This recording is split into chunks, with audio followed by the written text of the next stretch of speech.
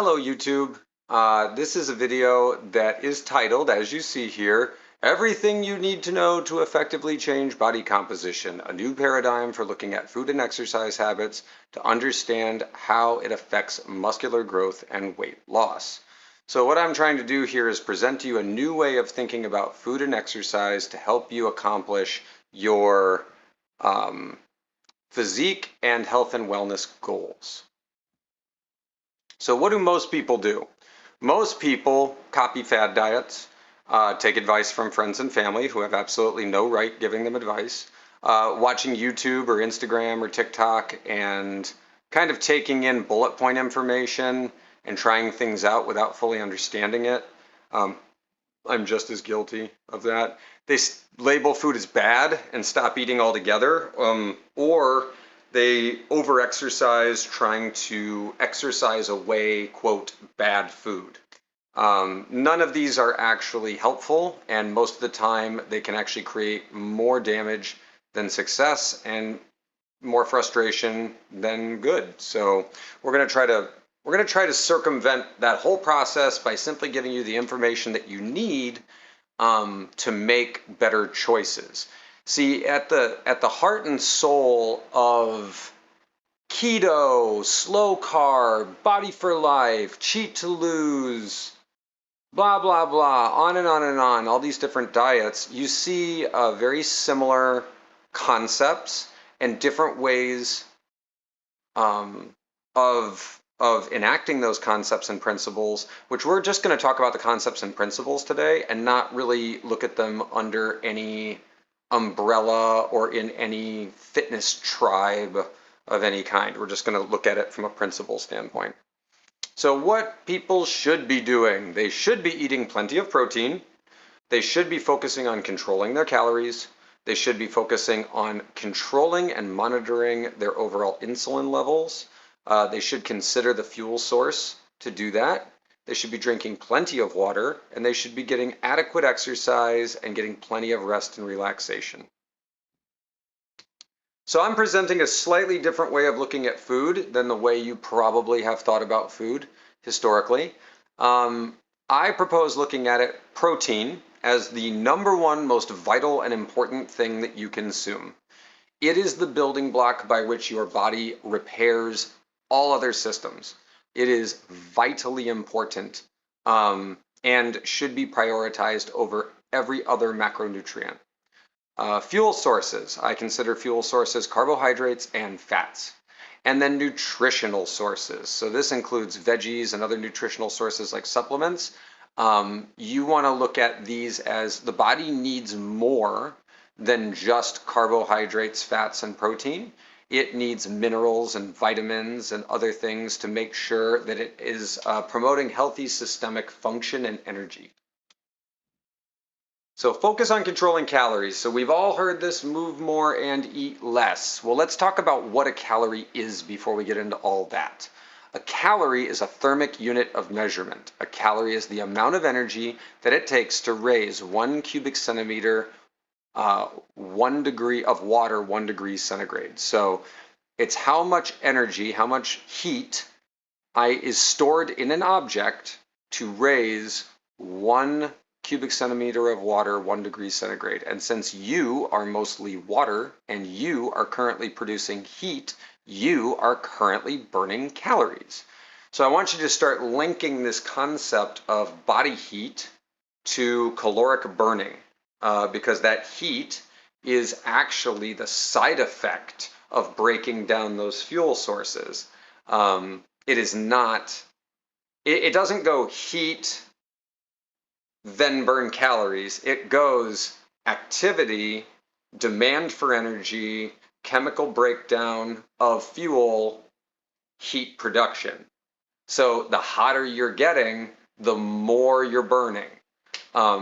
Not the more you're going to burn, the more you are currently burning. So when you feel hot, aka your body temperature rises, you know you are burning calories. How many calories should you be eating? There's a lot of different ways to come to this conclusion, but this has been the simplest way that works best for me.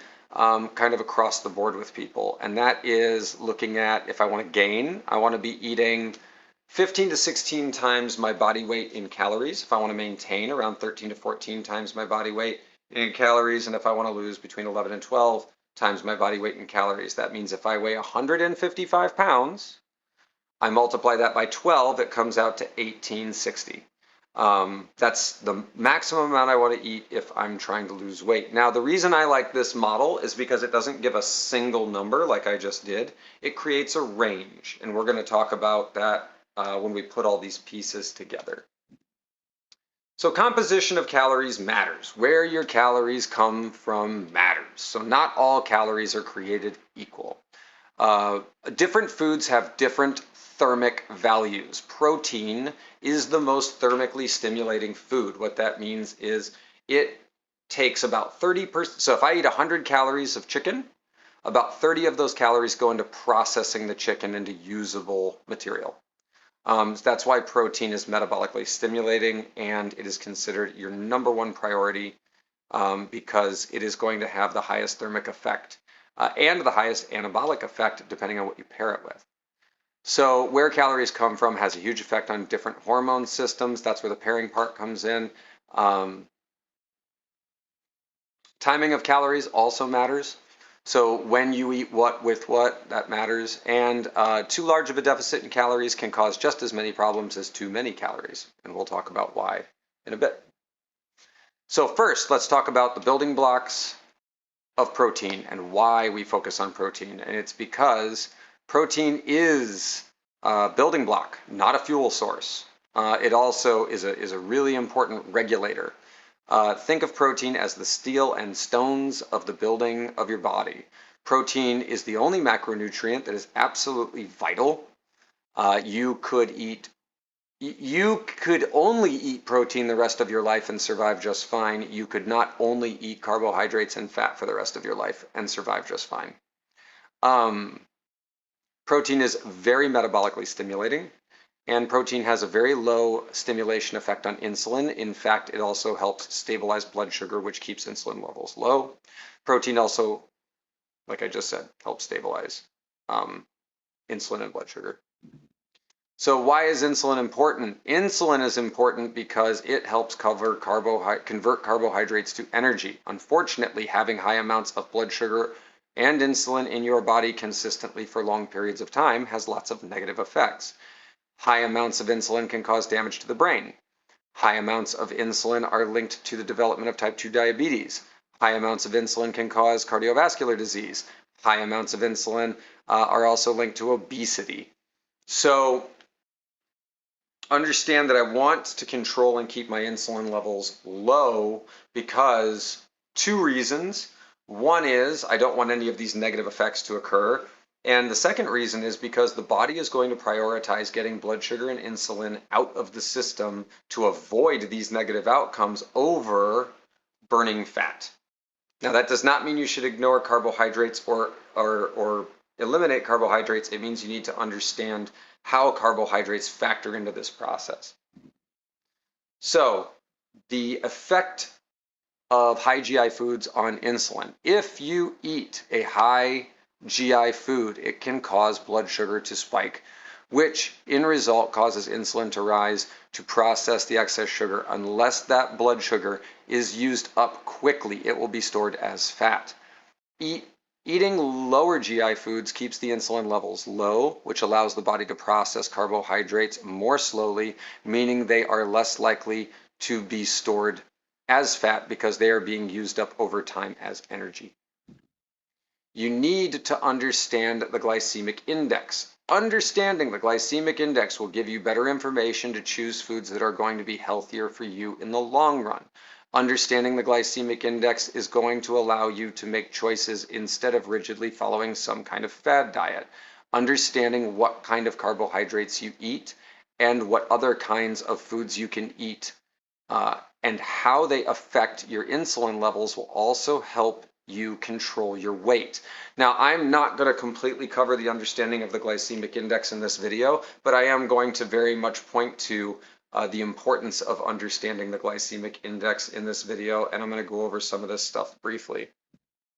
So what is the glycemic index? The glycemic index is a rating system for foods containing carbohydrates. It shows how quickly each food affects your blood sugar level when that food is eaten on its own.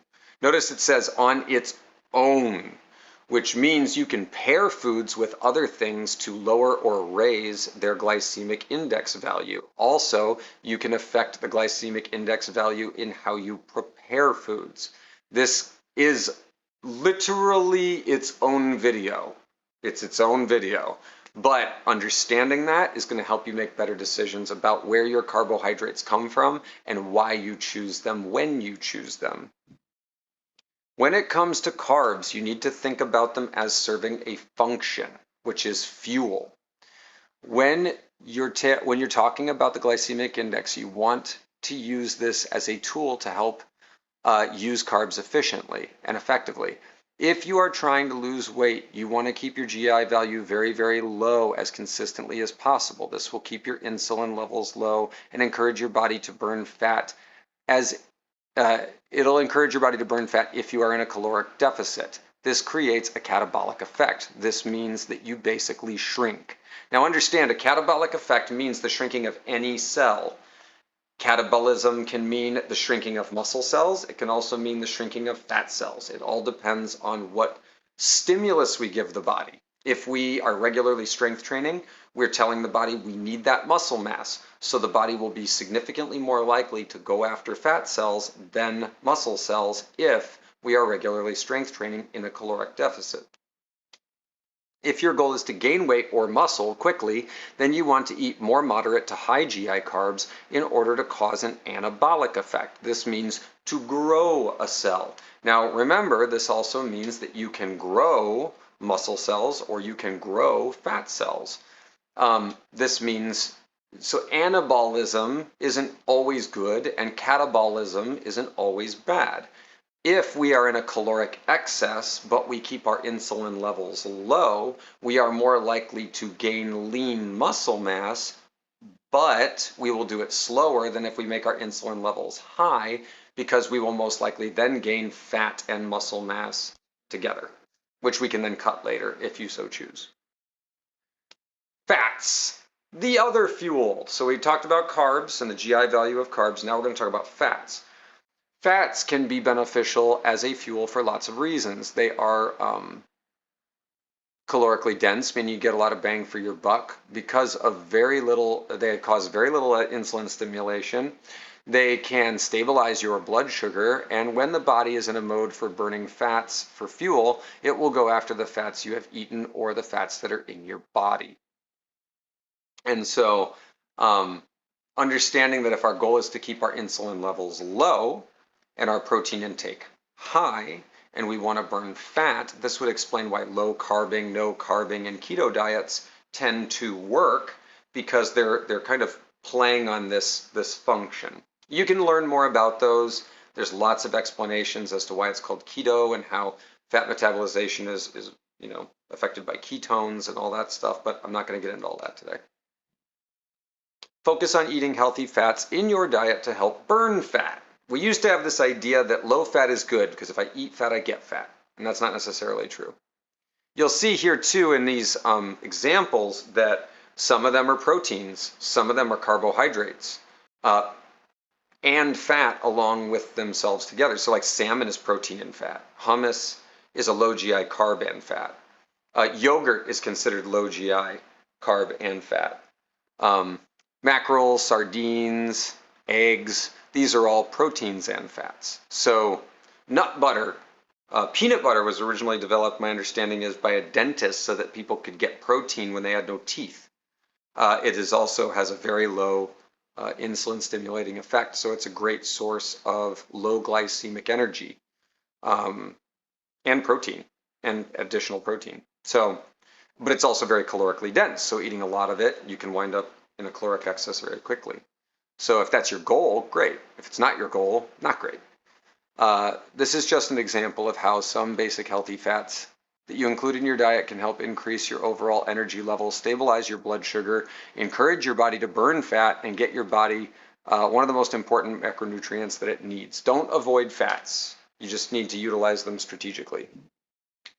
Your body also needs more than just macronutrients in order to run properly. Focusing on eating nutritionally dense food is going to help increase your overall energy levels and help you accomplish whatever compositional goals you have. The nutritional elements like vitamins, minerals, and fiber, which I didn't include in here, are important for the body's key functions. They also support healthy metabolic function. So when we're talking about nutrients, they are also kind of more like building blocks than they are like fuel. But they help promote systemic function. So without them, you're going to feel like crap. So eating more nutrient-dense foods that are low GI in value and high in protein are going to help you overall. So if we put all of this together into some kind of program that makes sense, what you see here is an example for me. I'm around 155 pounds, and this would be about what my ranges for caloric intake would be. How many grams of protein I need? Well, I need 155 grams of protein because it's 1 gram per pound of body weight. So 155 grams of protein. Now that means that 620 calories of what I need to take in is in protein. So that leaves me with, if I wanted to lose weight, 1,240 calories for fuel.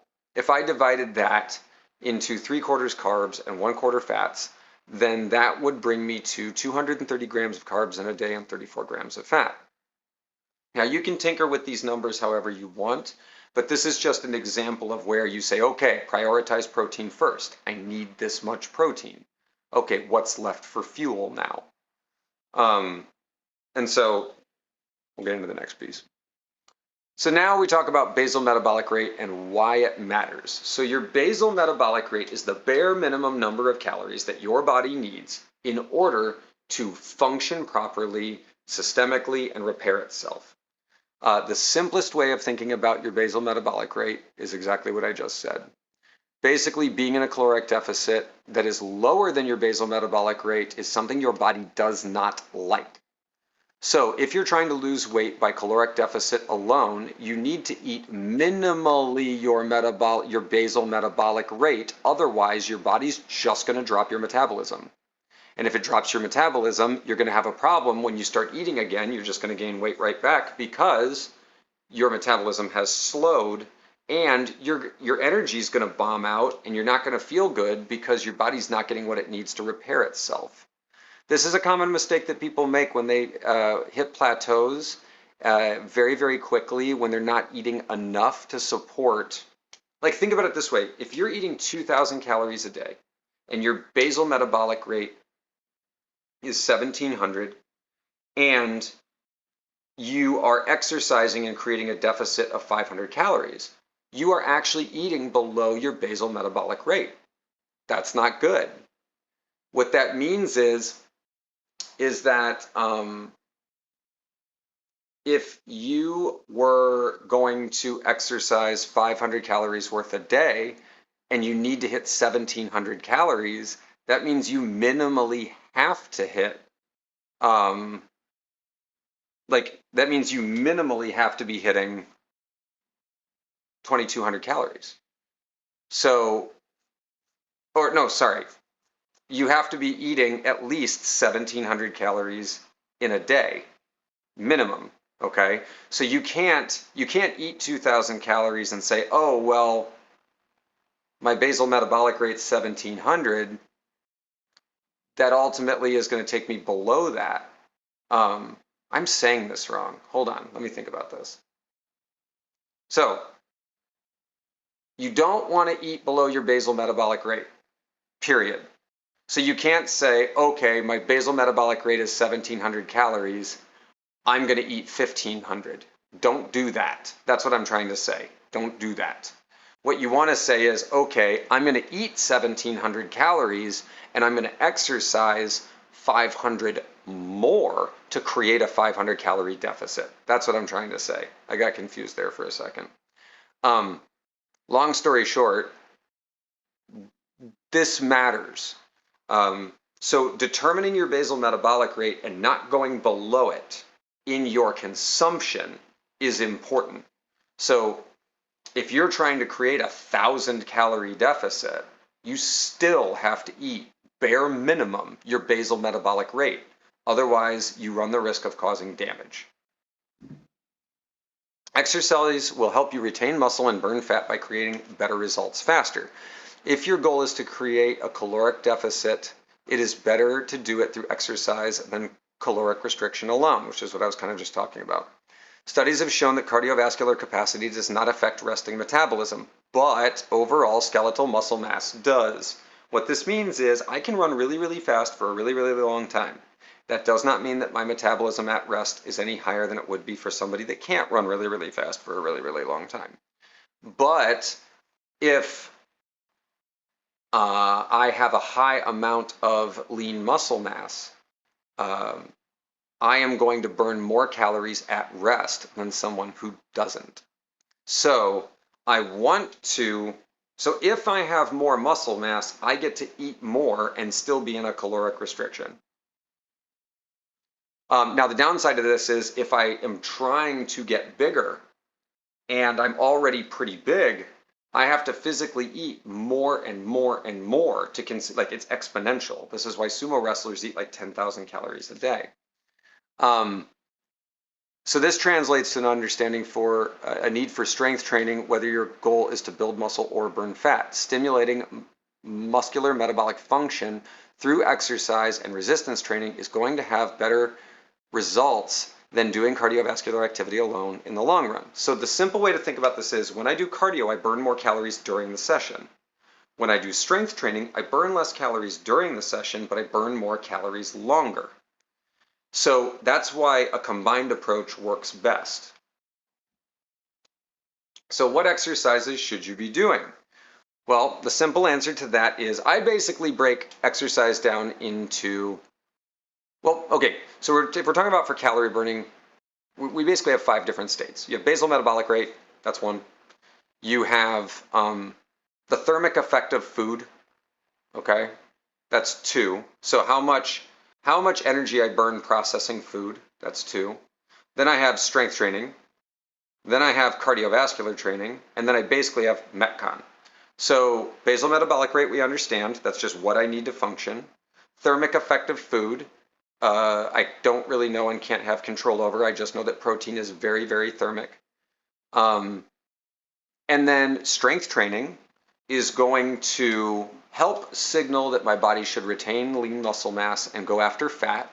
And it's also going to increase my muscle mass, thereby increasing my metabolism at rest. So in that way, it's really, really beneficial. Cardio burns more energy during the session, but if I do too much cardio, it can become catabolic toward my muscle mass.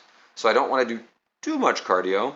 And then Metcon kind of sits in the middle, which is metabolic conditioning. This is when you're using light to moderate resistance training with enough consistency and intensity that it stimulates your aerobic and anaerobic systems. So strength training, for example, would be like powerlifting or bodybuilding. Cardio would be like jogging or walking. And then Metcon would be like CrossFit, kettlebell, or circuit training, right? So then I listed like HIIT, yoga, and others. So like HIIT is a great example of a Metcon workout. So all HIIT workouts are Metcon workouts. Not all Metcon workouts are HIIT workouts.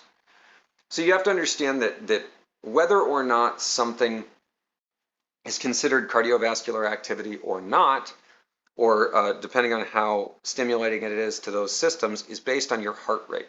And we'll talk about that in a minute. So I don't like using like yoga or walking or running or jogging as a method for saying, okay, this is cardio, that's not. That's all determined by your heart rate. So for some people, going for a walk is high intensity training and strength training. For other people, going for a walk is active rest. It depends on what your heart's doing and what your muscles are used to. It's not based on the activity itself.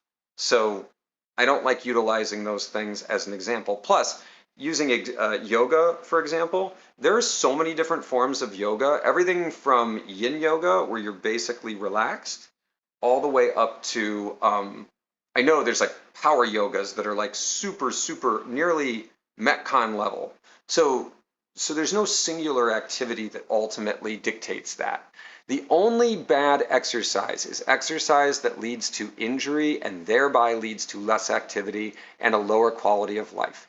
Every person brings different things to the table and needs to find an exercise/activity that is enjoyable to them and helps them meet their goals that they can do consistently.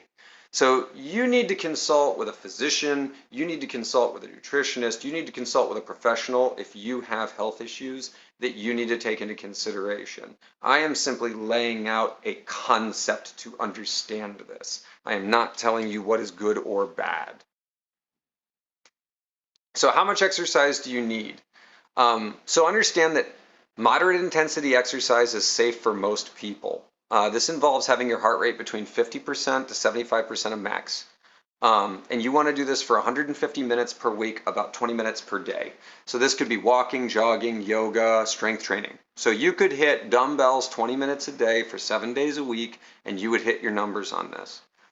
High intensity exercise, this is a heart rate between 75 to 85% of max, is going to be 75 minutes per week or 10 minutes per day. This could be HIIT, Metcon, spinning, circuit training, and also different forms of strength training. So again, this is based more on heart rate versus max capacity than it's really based on the activity itself. So it's better to monitor your heart rate to understand how hard you're working, to also understand where these activities fall for you. Probably one of the best ways to do that is to wear a heart rate monitor. But if you can't do that, you can always just take your pulse for 6 seconds, count the number of heartbeats, and then multiply it by 10. And that will give you a general idea of where your heart rate's at any given point in time. All right, so let's talk about why water is important. In one study, middle-aged, overweight, and obese participants who drank water before each meal lost 44% more weight compared to a group that did not drink more water. Another study also showed that drinking more water before breakfast reduces the amount of calories consumed during the meal by 13%. So water is actually metabolically stimulating. It also fills your stomach, but it's also metabolically stimulating. For people recovering from injury, surgery, or intense exercise, proper hydration is important for the success of physical therapy and recovery. Water flushes toxins out of the body, transports nutrients into the cells, and helps regulate body temperature as well as pH balance. Water also helps with muscle soreness and tension. Water is absolutely vital to overall systemic function. Not only can it be metabolically stimulating, but it is also important for getting nutrients and nutrients into cells and toxins out of cells. It is also really, really important for hydrating fascia. When fascia, which is literally all over the body, is dehydrated, it shrinks and it affects function of organs, tissue, and every other system that you have. So waking up first thing in the morning and drinking a big glass of water is not only going to help stimulate your metabolism, it's going to help lower your aches and pains first thing in the morning, and it's going to help hydrate and restore tissue function. Why you need rest and recovery. Rest and relaxation. Specifically, rest is essential for muscle growth. Exercise creates microscopic tears in your muscles and tissue. But during the rest, cells called fibroblasts and also myoblasts repair it.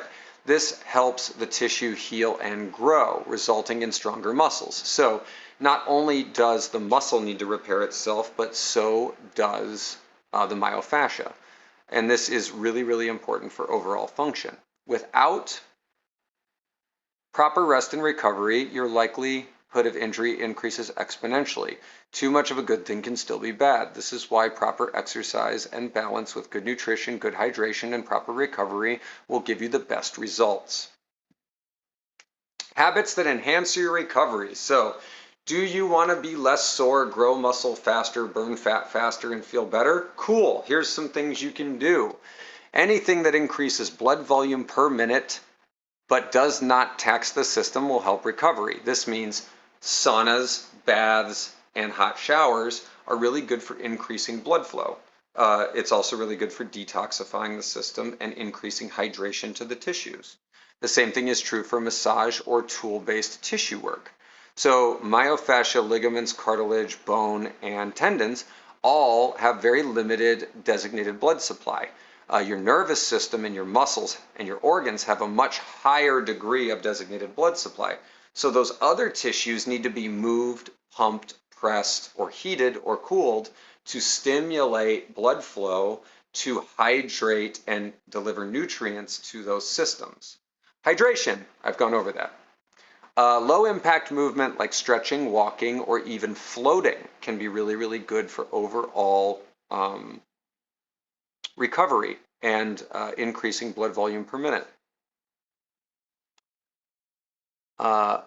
Cold can also help lower inflammation and increase blood flow, but can have negative effects on muscle growth. So you need a little bit of an inflammation stimulus in order to stimulate muscle growth. So if you jump in a cold bath right after a really big workout, it can actually lower the amount of muscle you build over time because it lowers the inflammation effect. So there is a little bit of truth to no pain, no gain, but not as much as you may think. And also meditation and breathing exercises can help keep your cortisone and cortisol levels low. This also helps you retain and build muscle. And keeping those stress hormones low is really, really vital for overall recovery. I'm not going to get into why and how, but understand that maintaining, limiting your stress ultimately is going to help you make better results faster. So putting all this together, how do we put all this together? So first we look at food and nutrition. Find out how many calories you need based on your goal. Well, first determine what your goal is, then find out how many calories you need based on your goal. Prioritize protein over everything else. You need to be eating 1 gram of protein per pound of body weight every day. Focus on fuel sources that are nutrient dense and in accordance with your goals. That means low GI carbs with high fiber if you're trying to lose fat, moderate to high GI carbs if you're trying to gain weight and or muscle. Drinking water first thing in the morning helps stimulate your metabolism, hydrate your system, and it's metabolic in nature, as well as it can also stimulate thermic function because if it's cold water. Drink water first thing in the morning and before each meal and during each meal. Choose exercise based on your goal and also things that you can maintain and do consistently. Get a balance of cardio and strength training throughout the week based on the time numbers that we allotted earlier. Be consistent, and exercise is just a stimulus. The progress happens when you rest and recover.